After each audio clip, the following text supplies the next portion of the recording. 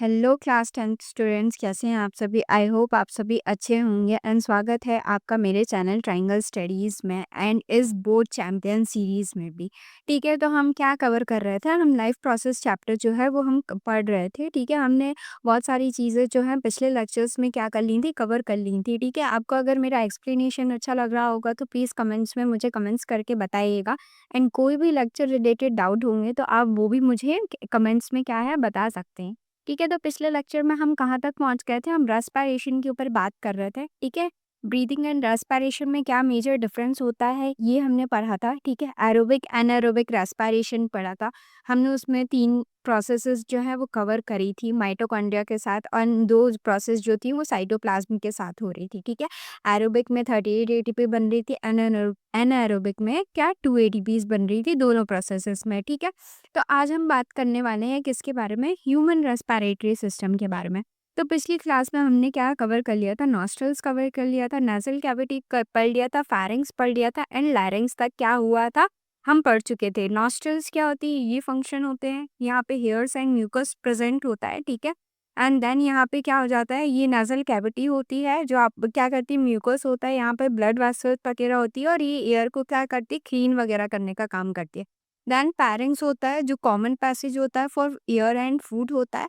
And लैरिंग्स जो होता है ये यहाँ पे निकला होता है ना, एक गड्ढा टाइप का, मतलब वॉइस बॉक्स होता है, वो साउंड के लिए होता है। ठीक है, इतनी सारी चीज़ें जो हैं आपको क्लियर हो गई कि आई होप आपको क्लियर हो गई होंगी। आज हम पढ़ने वाले हैं ट्रैकिया के बारे में। ठीक है, एंड आगे हम बहुत सारी चीज़ें कवर करने वाले हैं। अगर आपको कोई भी लेक्चर रिलेटेड डाउट हो तो आप प्लीज़ मुझसे पूछ सकते हैं एंड कमेंट्स में ये भी बता सकते हैं कि अगला चैप्टर जो है वो हम कौन सा कवर करें। ठीक है, तो चलिए स्टार्ट करते हैं आज का लेक्चर बिना कोई टाइम वेस्टेज के, क्योंकि टाइम अपने पास बहुत ही ज़्यादा कम है। मैं हर लेक्चर में कहती हूँ कि टाइम बहुत ज़्यादा कम है, बट सबसे ज़्यादा ज़रूरी ये है कि लेक्चर ख़त्म होने के बाद आप इसके साथ इसका रिवीजन कर रहे हैं कि नहीं कर रहे हैं। सिर्फ लेक्चर ही देख के काम नहीं चलने वाला, आपको साथ ही साथ क्या करना पड़ेगा, रिवीजन करते रहना पड़ेगा। ठीक है, तो चलिए स्टार्ट करते हैं आज का लेक्चर। आपको कोई इसमें फन वगैरह नहीं मिलेगा लेक्चर में, एकदम प्लेन कंटेंट है, सिर्फ कंटेंट पॉइंट टू पॉइंट बात होगी एंड लेक्चर फिनिश हो जाएगा। ठीक है, मैं ज़्यादा क्योंकि ड्यूरेशन नहीं बढ़ाना चाहती हूँ, आपका वन शॉट नहीं रखना चाहती, मैं चाहती हूँ कि आप छोटे छोटे क्लिप्स में बहुत ज़्यादा आपका क्या हो जाए, प्रॉफिट हो जाए। दैट्स वाई जो है ये छोटे ड्यूरेशन है, ताकि क्योंकि कभी-कभी लगता है ना कि इतना बड़ा लेक्चर हमसे नहीं हो पाएगा, तो ये छोटा लेक्चर है, बट इसमें सारी चीज़ें जो है एकदम डिटेल में दी गई हैं। और अगर फिर भी आप इसको, ये लास्ट चांस है आपका, अगर फिर भी आप इसको नहीं पढ़ेंगे तो फिर कोई कुछ नहीं कर सकता जब आप अपने आप के लिए कुछ नहीं कर सकते तो। ठीक है, बहुत सारे चैनल्स हैं, बहुत सारे लोग जो है वो आपके लिए लगे हुए हैं। आप किसी भी चैनल में, ऐसा नहीं कह रही हूँ कि मैं बहुत ज़्यादा आप मेरे ही चैनल पे बने रहिए, मैं आपको ये दूँगी, वो दूँगी, ऐसा नहीं बोल रही हूँ मैं, बट हाँ, मैं कोशिश ज़रूर करूँगी कि औरों से मैं ज़्यादा एक्सप्लेन कर पाऊँ। ठीक है, ज़्यादा चीज़ें डीप में बता पाऊँ। अभी भी अपने पास उतना टाइम है कि हम चीज़ों को एक बार फिर से क्या कर सकते हैं, कवर कर सकते हैं। बट हाँ, बिना कोई फन वे में लिए हुए फटाफट करेंगे हम इसको साथ में। ठीक है, आपका बस साथ चाहिए, सपोर्ट चाहिए और जल्दी-जल्दी हम क्या कर देंगे, सारा जो चीज़ें हैं जितनी भी बची हुई हैं वो सब कवर कर लेंगे हम जल्दी-जल्दी। ठीक है, तो चलिए स्टार्ट करते हैं। हमने लैरिंग्स तक पढ़ लिया था। लैरिंग्स जो होगा वो वॉइस बॉक्स हो जाएगा अपना। देन उसके बाद क्या होता है, ट्रैकिया। ट्रैकिया को हम क्या बोलते हैं, विंड पाइप बोलते हैं, जो कितने सेंटीमीटर बड़ा होता है, 12 सेंटीमीटर लॉन्ग क्यूब होता है। ठीक है, शी शेप कार्टिलेज रिंग होती है, उसके अंदर प्रेजेंट होती है, ट्रैकिया के अंदर होती है।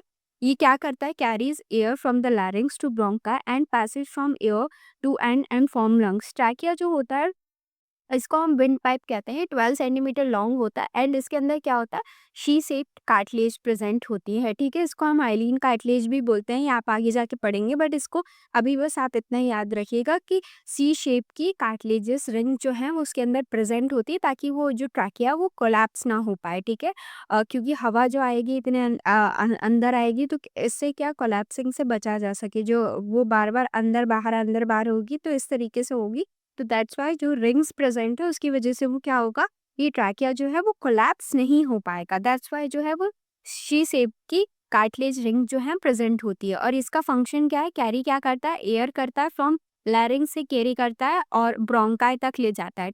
लैरिंग्स पे ट्रैकिया, देन ब्रोंकाई आ गया। ठीक है, पैसेज होता है air to from and from lungs. ठीक है, एनसीईआरटी में स्टेटमेंट दिया गया, मैंने हर पॉइंट के बाद जो आपकी एनसीईआरटी में लाइंस में स्टेटमेंट दिया गया है मैंने उसको लिख दिया, एनसीईआरटी स्टेटमेंट। ठीक है, पेज नंबर भी लिख दिया है। ठीक है, आप उसको आज आसानी से देख सकते हैं। इसकी पीडीएफ जो है वो आपको मेरे टेलीग्राम चैनल पे मिल जाएगी, ठीक है? ट्रायंगल स्टडीज़ बोर्ड्स करके टेलीग्राम चैनल है। लिंक जो है मैं उसका डिस्क्रिप्शन में डाल दूँगी, आप वहाँ से जाके ये सारे नोट्स जो हैं वो देख सकते हैं, ठीक है? ये क्या है एनसीईआरटी स्टेटमेंट इसके बाद आपको एनसीईआरटी की सिर्फ एक रीड मारनी है ऊपर-ऊपर से, क्योंकि जितना भी एनसीईआरटी में दिए गए हैं, पॉइंट्स भी दिए गए हैं, वो भी मैंने यहाँ पे नोट्स में कवर कर लिए हैं, ठीक है? तो आपको ज़्यादा मेहनत खुद से करने की ज़रूरत नहीं है, but end of the day revise तो आपको खुद से ही करना पड़ेगा, ठीक है? तो चलिए स्टार्ट करते हैं। क्या लिखा है एनसीईआरटी में? The passage is lined with the ring of the cartilage. कौन-सी टाइप की रिंग प्रेज़ेंट है? सी शेप की रिंग्स जो हैं वो प्रेज़ेंट है cartilages ring, which helps in ensuring that the air passage does not collapse, जिसकी वजह से एयर पैसेज जो है वो कोलैप्स ना हो पाए, ठीक है? नहीं तो वो बार-बार क्या हो जाएगा, कोलैप्स हो जाएगा। ये ट्रैकिया के बारे में यहाँ पे आपकी एनसीईआरटी में दिया गया है, ठीक है? नेक्स्ट क्या है अपना ब्रोंकाई। ब्रोंकाई क्या होता है? ब्रोंकाई जो है वो ट्रैकिया को डिवाइड करता है। देखिए ये ट्रैकिया हो गया, फेरिंग्स हो गया, लैरिंग्स हो गया, देन ट्रैकिया हो गया, 12 सेंटीमीटर। उसके बाद ये 2 लंग्स के अंदर ये अपने लंग्स हो गए, उसके बाद ये ब्रोंकाई हो जाता है, ठीक है? तो ब्रोंकाई क्या करता है? ट्रैकिया को डिवाइड कर देता है between left bronchus and right bronchus में, ठीक है? लेफ्ट ब्रोंकस जो है वो लेफ्ट लंग के लिए एंड राइट ब्रोंकस जो है गोज़ टू राइट लंग, ठीक है? क्या कैरी करता है? कैरी करता है air to respective lungs further divided into smaller tubes, और उसके बाद छोटे-छोटे और ट्यूब्स में डिवाइड होता है, ठीक है?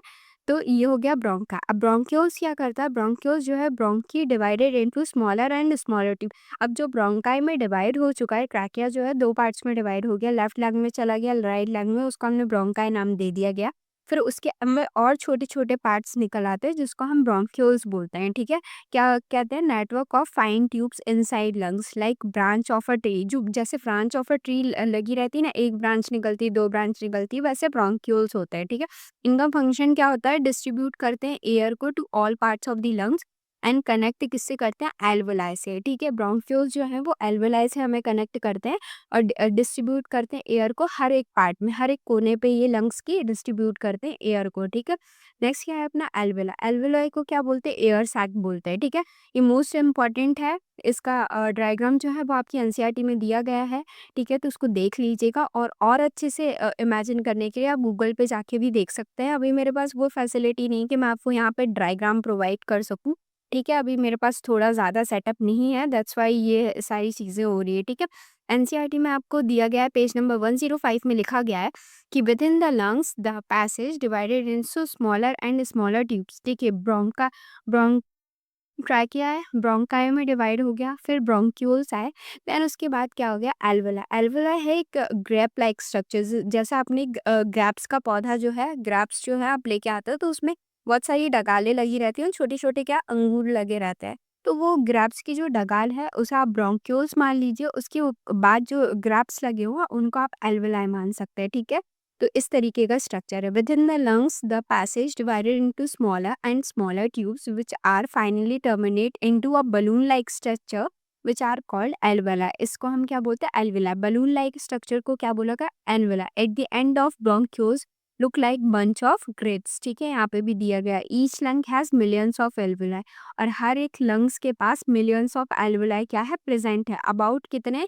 300 million in both the lungs, 300 million in both the lungs. Very thin walled, one cell thick spherical balloon shape. Thin walled के स्ट्रक्चर है ताकि आसानी से क्या हो सके, एयर का आदान प्रदान हो सके, ठीक है? कैपिलरीज वगैरह से जो ब्लड वेसल्स वगैरह है उससे एयर आसानी से जो एल्वेलाई से क्या हो सके, पास हो सके, डिफ्यूज हो सके, ठीक है? एंड स्फेरिकल शेप की है, बलून शेप की एल्वेलाई जो है हमारी प्रेजेंट है, और इसे एयर सैक भी कहते हैं, ठीक है? आपको पता चल गया है वाई एल्वुलाई। एनसीईआरटी में स्टेटमेंट दिया गया पेज नंबर 105 में, the alveoli provide a surface where the exchange of gases can take place, ठीक है?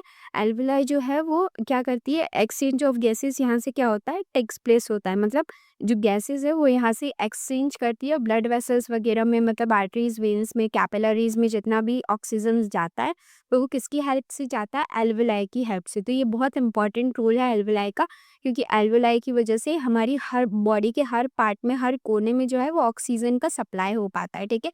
अगर वो नहीं होगी तो वो हमारी ब्लड वेसल्स को, आर्टरीज, वेन्स को, कैपिलरीज को कैसे जो है वो एयर दे पाएगी, और हमारी बॉडी के हर कोने तक क्या है? एयर नहीं पहुंच पाएगी, दैट्स व्हाई, ठीक है? स्पेशल फीचर ऑफ एल्विलाई क्या है? लार्ज सरफेस एरिया लार्ज है। Millions of alveoli provide huge surface area about 800 square metre, मतलब कैसा? Size of a tennis court जैसा, ठीक है। एल्विल एनसीईआरटी में लिखा गया है alveoli increase surface area for exchange of gases, ठीक है। आप उसका डिटेल में डायग्राम देखना, ठीक है, ये एल्विलाई का कि किस तरीके से वो डिफ्यूजन करता है, ठीक है। आपकी क्लास 11 की एनसीईआरटी में जो है वो बहुत अच्छे से डीप में डायग्राम दिया गया है किस तरीके से वो डिफ्यूजन करता है। 4 टाइप की प्रोसेस होती है वहाँ पे भी, ठीक है। वो आगे हम 11th क्लास में पढ़ेंगे, अभी हम इतना समझ लेते हैं, ठीक है। एल्विलाई जो है वो सिर्फ क्या करता है? डिफ्यूज करता है। उसके आगे क्या क्या होता है ये आप जब क्लास 11th में बायो सब्जेक्ट लेंगे तब आपको पढ़ने को मिलेगा, ठीक है। नेक्स्ट स्लाइड पे चलते हैं एल्विलाई का। और क्या होता है? उसकी थिन वॉल्स होती है, रिच ब्लड सप्लाई होता है, मॉइस्ट सरफेस होता है, ठीक है। गैस एक्सचेंज इन एल्विलाई कैसे होता है? ऑक्सीजन जो होती है, air in the alveoli, alveoli में क्या हुई? एयर आ गई, फिर ये डिफ्यूज हुई किसके थ्रू? एल्विलर वॉल के थ्रू डिफ्यूज हो गई। इंटर कहाँ हुई? ब्लड कैपिलरीज में, bind with haemoglobin in the RBC. Blood capillaries में क्या हुई? इंटर हो गई और बाइंड किसके साथ हो जाती? हीमोग्लोबिन के साथ बाइंड हो जाती है और आरबीसी का फॉर्मेशन हो जाता है, ठीक है।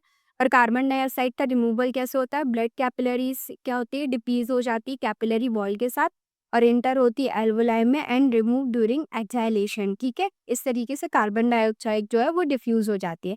अब लंग्स का स्ट्रक्चर देख लेते हैं, लंग्स का क्या होता है? आपको समझ में आ गया किस एल्वोलाई का जितना भी पार्ट था वो हमने कवर कर लिया है, ठीक है। आपको अच्छे से समझ में आया? कोई भी डाउट होगा प्लीज आप कमेंट सेक्शन में मुझसे पूछ सकते हैं, ठीक है।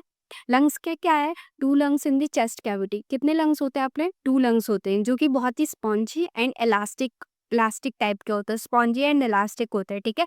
कवर्ड किससे होती है? Double layer membrane called pleura.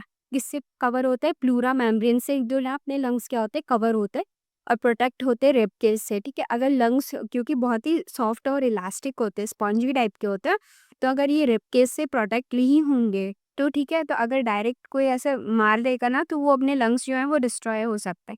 That's why जो है वो रिब केज से आजू बाजू क्या है वो कवर है, ठीक है। एक पिंजरे की तरह पिंजरा है रिब केज, उसके अंदर जो है अपने लंग्स जो है प्रोटेक्टेड हैं, ठीक है। लोकेशन कहाँ है? थोरैसिक कैविटी चेस्ट में प्रेजेंट होते हैं, separate by the heart in the middle above the diaphragm. और वहाँ पे एक हार्ट हार्ट जो है हार्ट प्रेजेंट होता है अपने कहाँ पे? Above the diaphragm heart present होता है और नीचे क्या होता है? डायफ्राम होता है। ये लंग्स होते हैं, यहाँ पे बीच में एक हार्ट प्रेजेंट होता है, अपनी मुट्ठी बराबर तो है अपना हार्ट होता है, ठीक है। जिसकी जितनी बड़ी मुट्ठी उसका उतना बड़ा हार्ट होता है। फिर उसके बाद क्या होता है? डायफ्राम होता है, ठीक है। ये कहने की बात है, ठीक है। फीचर्स क्या है? फीचर क्या है? Left lung, just a second, हाँ फीचर क्या है? लेफ्ट लंग जो है वो 2 लोब्स का होता है, ठीक है।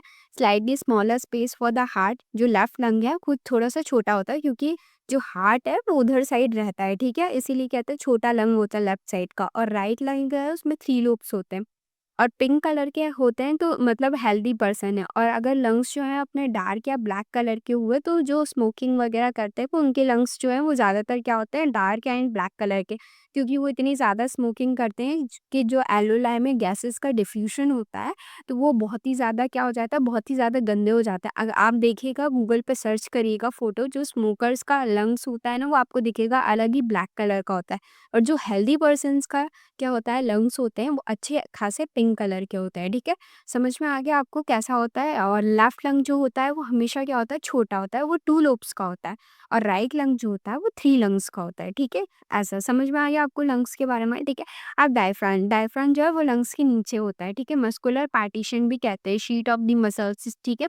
सेपरेट करता है chest cavity from the abdominal cavity, ठीक है। डोम शेप का होता है व्हेन रिलैक्स्ड, जब रिलैक्स्ड कंडीशन में आ जाता है तो इस तरीके का डोम शेप का हो जाता है, ठीक है। मेन मेन ब्रीदिंग मसल होती है, हेल्प इन द इनहेलेशन, जब अपन इनहेल करते हैं एंड एक्सहेल करते हैं तो इसमें क्या करता है? डायफ्राम जो है वो मेजर रोल मतलब मेन फंक्शन करता है, ठीक है। क्रिएट करता है प्रेशर चेंजेस, ठीक है। अभी हम इनहेलेशन एंड एक्सहेलेशन के बारे में भी पढ़ेंगे, ठीक है। ये आ ही गया। ब्रीदिंग प्रोसेस जो है वो टू पार्ट्स में डिवाइडेड है। एक इनहेलेशन इंस्पिरेशन, क्या होता है इसमें? डायफ्राम मसल्स जो है वो कॉन्ट्रैक्ट करती है, मूव्स डाउन एंड फ्लैटन, ठीक है। डायफ्राम मसल्स जो है कॉन्ट्रैक्ट करती हैं तो क्या हो जाती है? ऐसे फ्लैट हो जाती है, ठीक है। और रिब्स मसल क्या कर जाते हैं? कॉन्ट्रैक्ट करता है, ठीक है। इस तरीके से प्रेशर लगता है, ठीक है, तो डायफ्राम मसल जो है वो नीचे की तरफ हो जाती है, ठीक है। फिर क्या होता है? चेस्ट कैविटी जो है वो अपन जब सांस लेते हैं तो ऊपर की तरफ आती है ना और डायफ्राम जो है वो स्ट्रेट हो जाता है, रिब्स मसल कॉन्ट्रैक्ट होती, ठीक है। वॉल्यूम ऑफ चेस्ट क्या हो जाता है? इंक्रीज हो जाता है जब अपन सांस लेते हैं तो जो इंक्रीज़ होता है ना, ठीक है? तो प्रेशर क्या हो गया, प्रेशर इनसाइड लंग्स जो है वो डिक्रीज़ हो जाता है, लेस देन क्या हो जाता है, एटमॉस्फेरिक प्रेशर हो जाता है। तो ठीक है, क्या होता है, air rushes in from outside and lung expand and filled with air, और लंग्स जो हैं वो एयर के साथ क्या हो जाते हैं, फिल हो जाते हैं, and oxygen rich air reaches alveoli, और एल्वेलाइज़ तक, हर जगह तक क्या हो जाता है, ऑक्सीजन जो है वो पहुँच जाता है, ठीक है? इंस्पिरेशन समझ में आया आपको? ठीक है, एनसीईआरटी में स्टेटमेंट दिया है पेज नंबर 104 में, during the process of breathing when we take in the air the lungs expand and the ribs lift up, lift, ribs जो है वो लिफ्ट अप होंगी, एंड डायफ्राम जो है वो फ्लैट हो जाता है, ठीक है? ऐसे इस तरीके से जो है धक्का लगता है, और डायफ्राम जो है ऐसे हो जाता है, ठीक है? रिब्स में ऐसे धक्का लगा, फिर वो ऐसे हो गए, ठीक है? इस तरीके से याद रखिएगा, ठीक है? इसमें बहुत ज़्यादा कन्फ्यूजन हो जाती है लोगों को, ठीक है? एक्सहेलेशन जो है एक्सपिरेशन बोलते हैं। Just a second. Hmm, step number 1 क्या है? सॉरी, स्टेप नंबर 1 क्या है? डायफ्राम जो है वो रिलैक्स हो जाती है। अब एक्सपायरेशन में क्या होता है, देखो इन्हेल किया अपन ने, अब एक्सहेल करना है अपन को। तो इसमें क्या होता है, अपना डायफ्राम जो है वो कॉन्ट्रैक्ट हो जाते हैं, वो तो डोम शेप के हो जाते हैं वो, ठीक है? इसमें क्या होता है, डायफ्राम जो है वो रिलैक्स हो जाते हैं, मूव अप होते हैं, ठीक है? Become a dome shape, and rib muscle जो है वो रिलैक्स हो जाती है, rib move down and invert, वो इन्वर्ट मतलब नीचे होने लग जाती है, ठीक है? चेस्ट कैविटी जो है वो डिक्रीज़ हो जाती है, ऐसे छोड़ते हैं, साँस को छोड़ो तो चेस्ट कैविटी जो है डिक्रीज़ हो जाती है, और डायफ्राम जो है वो ऐसे डोम शेप के हो जाते हैं, ठीक है? वॉल्यूम ऑफ चेस्ट क्या हो जाता है, रिड्यूस होता है। प्रेशर इनसाइड लंग जो है वो इंक्रीज़ हो जाता है, मोर देन क्या हो जाता है, एटमॉस्फेरिक प्रेशर, और उधर पे क्या होता है, डिक्रीज़ हो जाता है लंग्स का प्रेशर, ठीक है? और एयर रशेज़ क्या होती है, आउट होती है, high pressure to low pressure, high pressure से क्या जाती है, लो प्रेशर्स तक, ठीक है? Carbon dioxide rich air is expelled. ये मैंने आपको समझा दिया है, बेसिकली आपके में इतना नहीं पूछा जाएगा कि इतना क्या होता है, ठीक है? जस्ट अ सेकंड, हाँ, आपकी एनसीईआरटी में भी ये 104 में यही स्टेटमेंट दिया हुआ है, सिर्फ ये डेफिनेशंस लिखी हुई है आपकी एनसीईआरटी में। When we breathe out the lungs deflate and the ribs move down and the diaphragm become dome shaped again, ठीक है? इनहेलेशन में क्या हुआ, रिब्स मूव अप हुई एंड डायफ्राम फ्लैटेंड हो गया। ये देखिए, इसमें डायफ्राम क्या हो गया, फ्लैट हो जाता है, ठीक है? और रिब्स क्या हो जाएगी, मूव अप हो जाएगी, ठीक है? लंग्स जो हैं वो एक्सपैंड हो गए, ठीक है? इसमें क्या होगा, इस एक्सहालेशन में क्या होगा, रिब्स मूव डाउन, ठीक है? रिब्स मूव क्या हो गए, डाउन हो गए, और डायफ्राम जो है वो डोम शेप का हो गया। इसमें ये देखिए, डायफ्राम जो है वो डोम शेप का हो गया, इस तरीके का हो गया, और लंग्स जो हैं वो डिफ्लेट कर गए, ठीक है? वॉल्यूम जो है वो इंक्रीज़ हो जाता है इसमें, और इसमें क्या हो जाता है, डिक्रीज़ हो जाता है। अगर आपने ये चार्ट जो है वो याद रख लिया, तो आपको वो अच्छे से समझ में आएगा। प्रेशर इसमें डिक्रीज़ हो जाएगा, इसमें इंक्रीज़ हो जाएगा। एयर इन होती है, इसमें एयर आउट हो जाती है, ठीक है? ये आपको ब्रीदिंग मैकेनिज्म अच्छे से समझ में आया, ठीक है? अब क्या है, पार्ट 2। पार्ट 2 क्या है, सेल्युलर रेस्पिरेशन। ब्रीदिंग हमने समझ लिया पूरा अच्छे से डिटेल में, आप उसको एक बार रिवाइज़ करेंगे, आपको अच्छे से क्लियर हो जाएगा, ठीक है? अब नेक्स्ट क्या है अपना, सेल्युलर रेस्पिरेशन। सेल्युलर रेस्पिरेशन में क्या होता है, आफ्टर ऑक्सीजन रीचेज़ ब्लड, ठीक है? स्टेप क्या होती है, ट्रांसपोर्ट, मतलब ऑक्सीजन क्या होता है, बाइंड होता है हीमोग्लोबिन के साथ in RBC, form oxy haemoglobin. देखिए, जो अपना ऑक्सीजन बनता है, ठीक है? ऑक्सीजन बना, एल्वेलाई वगैरह से निकला, ब्लड कैपिलरीज वगैरह से क्या होता है, डिफ्यूज होता है, और बाइंड किसके साथ होता है, हीमोग्लोबिन के साथ है, किसमें, आरबीसी में, और क्या फॉर्म करता है, ऑक्सी हीमोग्लोबिन फॉर्म करता है। Blood carries oxygen to all body cells, ठीक है? और ये सारे ब्लड जो है वो ऑक्सीजन को कैरी करता है, अब हर बॉडी सेल्स के पास पहुंचाता है, ठीक है? स्टेप नंबर 2 क्या हो गया, cellular respiration. In mitochondria of the cell glucose break down using oxygen energy, ATP is release. कितनी एनर्जी रिलीज होती थी, 38 एटीपी। हमने पिछले लेक्चर में बात करा था, माइटोकॉन्ड्रिया में जो है ग्लूकोज का कंप्लीटली ब्रेकडाउन सिर्फ वहीं पे होता है, ठीक है? ऑक्सीजन के साथ बाइंड करती है और एनर्जी रिलीज करती है, 38 एटीपी, ठीक है? वेस्ट रिमूवल क्या हो गया, carbon dioxide produced by the cell carried by the blood to lungs and remove through exhalation. And जब हम सांस छोड़ते हैं तो उसके थ्रू हम कार्बन डाइऑक्साइड जो है वो रिमूव कर देते हैं, ठीक है? आपको याद समझ में आ गया, ठीक है? वेन्स के थ्रू ये सब होता है, कार्बन डाइऑक्साइड जो वेन लेके आती है और लंग्स में वो कर दे, ब्लड के थ्रू लंग्स में जाता है और वो वापस क्या कर देता है, अपन एक्सहेल कर देते हैं, ठीक है? आपको सेल्युलर रेस्पिरेशन समझ में आया, ठीक है? कंप्लीट रेस्पिरेशन प्रोसेस की यहाँ पे समरी मैंने लिखी हुई है, ये आप याद करेंगे तो आपको आसानी से समझ में आ गए सारे जितने भी रोल्स हैं, कि क्या-क्या रोल्स कौन निभाते हैं। जैसे एयर एंटर होती है नॉस्ट्रल्स के थ्रू, फ़िल्टर्ड होती है नेज़ल कैविटी के थ्रू, पैसेज होते हैं थ्रू फेरिंग्स एंड लैरिंग्स जो होते हैं पैसेज होते हैं। फेरिंग्स क्या है, कॉमन पैसेज है, और लैरिंग्स क्या है, वॉइस बॉक्स भी कहते हैं, ठीक है? ट्रैवल्स डाउन ट्रैकिया ट्रैकिया के थ्रू ट्रैवल होती है, 12 सेंटीमीटर लॉन्ग होती है ट्रैकिया। डिवाइड होती है ब्रोंकाई में, 2 पार्ट्स में डिवाइड होती है। लेफ्ट लंग में जाती है, राइट लंग में, उसको क्या बोलते हैं ब्रोंकाई। एंड डिस्ट्रीब्यूटेड होती है बाय ब्रोंक्यूल्स में। एल्वोलाई तक कौन पहुंचाती है? छोटे-छोटे स्टेम्स जो ग्रेप्स में लगे हुए हैं, तो वो ब्रोंक्यूल्स है। ग्रेप्स कौन है? एल्वोलाई है। रीच रीच किसके थ्रू होती है? एल्वोलाई में होती है। फिर गैस एक्सचेंज अकर होता है, ऑक्सीजन इन होती है और CO2 जो है वो आउट होती है। एल्वोलाई में क्या होता है? ऑक्सीजन अंदर जाता है और CO2 एल्वोलाई को वापस मिल जाती है, ठीक है। और वो फिर क्या करते हैं, CO2 जब एल्वोलाई को वापस मिल जाती है तो अपन वापस क्या कर जाते हैं, एक्सहेल कर देते हैं, ठीक है। फिर क्या होता है, O2 transported by the blood, haemoglobin. फिर क्या होता है, सेल्यूलर रेस्पिरेशन होता है। माइटोकॉन्ड्रिया में ग्लूकोज प्लस ऑक्सीजन मिलता है, एनर्जी CO2 प्लस H2 बनाते हैं। फिर जो CO2 बनता है वो carried back to the lungs, और वो CO2 वापस लंग्स को दिया जाता है और CO2 वापस एक्सहेल कर देता है अपन, ठीक है, एक्सहेल कर देते हैं। समझ में आ गया आपको ये पूरा समझे, ठीक है। अच्छे से समझ में आ गया पूरा हमारा किस तरीके से हम नॉस्ट्रल से लेके हमने किस तरीके से एक्सहेल किया एयर को, वो पूरा हमने एकदम डिटेल में अच्छे से समझ लिया है, ठीक है। नेक्स्ट क्या है, इंपॉर्टेंट एनसीईआरटी स्टेटमेंट दिए गए हैं ट्रैकिया के ऊपर, जैसे एल्वेला एंड ब्रीदिंग के ऊपर।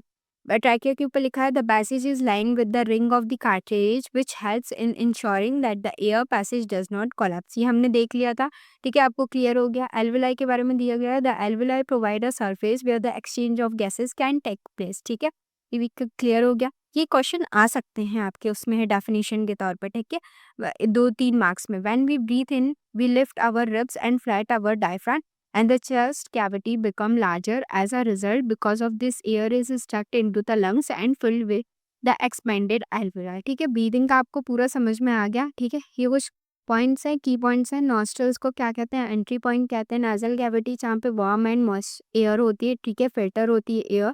ट्रैकिया जहाँ पे सी शेप कार्टिलेज रिंग प्रेजेंट है, ठीक है। ब्रोंकाई जो है वो 2 ब्रांचेस में डिवाइड होती है, एक लेफ्ट लंग में, एक राइट लंग में। ब्रोंक्यूल्स जो है स्मॉलर ट्यूब डिस्ट्रीब्यूटिंग एयर है। एल्वेलाई जो है साइट ऑफ गैसेस एक्सचेंजेस, सबसे इंपॉर्टेंट है एल्वेलाई, ठीक है, याद रखिएगा आप। डायफ्राम जो है मेन ब्रीदिंग मसल है, ठीक है। ये जब अपन ब्रीथ करते हैं तो ये ऐसी हो जाती है, फ्लैट हो जाती है, और इनहेल मतलब एक्सहेल करते हैं तो ये क्या हो जाती है, डोम शेप हो जाती है, ठीक है।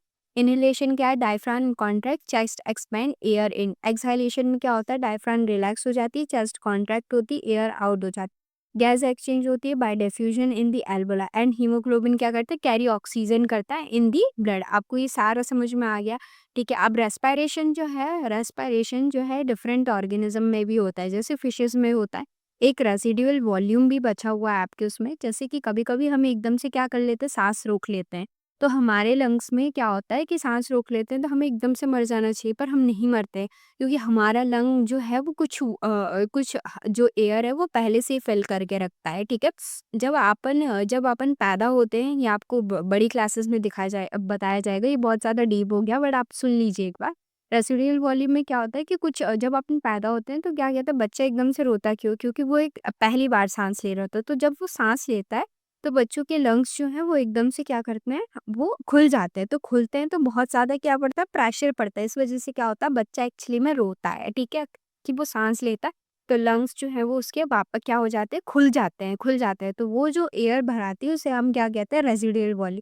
और वो कभी ख़त्म नहीं होती। इनफैक्ट जब इंसान मर जाता है तो उसके जो लंग्स हैं उसको पानी में रखा जाता है। तो वो क्या करता है, अगर तैर जाते हैं तो इसका भी कुछ वो लोग निकालते हैं कि अगर तैर गए हैं तो इसका मतलब जो है वो रेसिडुअल वॉल्यूम खत्म हो चुकी है, और मतलब भारी है तो रेसिडुअल वॉल्यूम होता है, ठीक है, इस तरीके का होता है। इतना डीप में आपको जाने की ज़रूरत नहीं है, सिर्फ सुन, इसलिए मैंने आपको लिखा नहीं है, यहाँ पे मेंशन नहीं किया। कुछ एयर जो है प्रेजेंट होती है अपने लंग्स में, सांस रोकने के कुछ मिनट बावजूद तक हम नहीं मर सकते, उस एयर को हम क्या कहते हैं, रेसिडुअल वॉल्यूम भी कहते हैं, ठीक है। इतना याद रखिएगा आप, ठीक है, बस इतना, ठीक है। अब क्या है, डिफरेंट ऑर्गेनिज्म में भी रेस्पिरेशन देख लेते हैं। और एस्पायरेशन जो है वो फिशेस में भी होती है, ठीक है। Since the amount of dissolved oxygen is fairly low compare to the amount of oxygen in there, the rate of breathing in aquatic organism is much faster than seen in the terrestrial organism. मैंने आपको कल ही बता दिया था, कल ही, कि fishes किस तरीके से जो है वो रेस्पायर मतलब ब्रीथ लेती हैं, किस तरीके से वो ब्रीदिंग करती है, ठीक है। और इन इन लोगों की ब्रीदिंग जो है वो अपन से क्या करती है, फास्ट जो होती है इनकी ब्रीदिंग अपन से फास्ट होती है, ठीक है। ये ब्रीथ कैसे करते हैं, ठीक है, ये कैसे करते हैं ब्रीथ, यहाँ पे लिखा हुआ है एनसीईआरटी में स्टेटमेंट, पेज नंबर 104 में दिया गया है कि fish take water throughout their mouth वो अपने माउथ से पानी लेते हैं, उनके गिल्स में से फिर क्या करते हैं वो डिज़ोल्व्ड ऑक्सीजन जो है वो अब देखिए वो बाहर तो बार-बार आ नहीं सकते, ठीक है? तो वो क्या करते हैं पानी में बहुत सारा क्या हो जाता है डिज़ोल्व्ड ऑक्सीजन रहता है, ठीक है? तो वो क्या करते हैं पानी को मुँह पे लेते हैं, उसका डिज़ोल्व्ड ऑक्सीजन जो है वो ले लेते हैं और उसके बाद पानी को गिल्स के थ्रू क्या कर देते हैं रिलीज़ कर देते हैं, ठीक है? And force it past the gills where the dissolved oxygen is taken up by the blood, ठीक है? आपको समझ में आ गया ये किस तरीके से उनका प्रोसेस होता है, ठीक है? इस स्टेप बाय स्टेप भी लिखा है। फिश क्या करती है ओपन माउथ करती है, वाटर क्या है एंटर होता है, माउथ क्लोज करती है, water is forced over the gills. फिर यहाँ पे बहुत सारा फोर्स लगता है, डिसॉल्व्ड ऑक्सीजन जो है वो ले लेती है, फोर्स लगता है गिल्स के थ्रू, तो क्या वाटर यहाँ से क्या जाता है निकल जाता है। तो gills extract dissolved oxygen from the water and oxygen diffuses into the blood capillaries में चला जाता है इन द गिल्स, ठीक है। Carbon dioxide diffuses out from blood into the river, जो कार्बन डाइऑक्साइड है वो वापस क्या हो जाता है डिफ्यूज हो जाता है ब्लड के साथ और वाटर के थ्रू क्या हो जाता है निकल जाता है, ठीक है। Water now with less O2 and more CO2 is expelled through gill slits, ठीक है। प्रोसेस रिपीटेड कंटिन्यूसली और ये प्रोसेस जो है चलती रहती है, ठीक है। ये आपको ध्यान रखने की जरूरत नहीं है, ठीक है ज्यादा, ठीक है। Why fish can't breathe on the land, fish जो है वो लैंड में क्यों ब्रीथ नहीं कर सकती, ठीक है। एनसीईआरटी में स्टेटमेंट 104 दिया गया पेज नंबर में, ठीक है। When taken out of water gill collapse and fish can not get oxygen from the air. कैसे gills are design for extracting O2 from water, gills को जो डिजाइन किया गया वो सिर्फ जो वाटर में ही रह के वो क्या कर सकती हैं एक्सट्रैक्ट कर सकती हैं ऑक्सीजन को।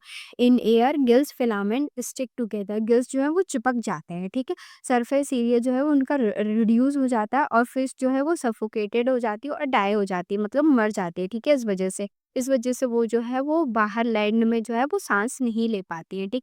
रेस्पिरेशन इन प्लांट कैसे होता है हमने आपको ये बता दिया था, रेस्पिरेशन प्लांट कैसे होता है इस एक बार एनसीईआरटी स्टेटमेंट 103 पेज नंबर पे लिखा गया है। In plant there are the tiny pores called stomata, stomata के थ्रू जो लीव्स में प्रेजेंट होते हैं और लेंटिकल्स प्रेजेंट होते हैं स्टेम में, जिनके थ्रू ये स्टेम जो है वो ऑक्सीजन लेती है which facilitate the exchange of gases.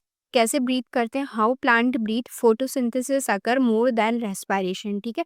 Take CO2 release O2, ठीक है। Net result O2 is release, ठीक है। ये क्या करते हैं CO2 को लेते हैं और O2 रिलीज करते हैं, वो O2 क्या करते हैं अपन लेते हैं, ठीक है। ड्यूरिंग नाइट क्या होता है अपन ने पढ़ा था ये CO2 फिर यही ग्लूकोज का फॉर्मेशन करती है, ठीक है।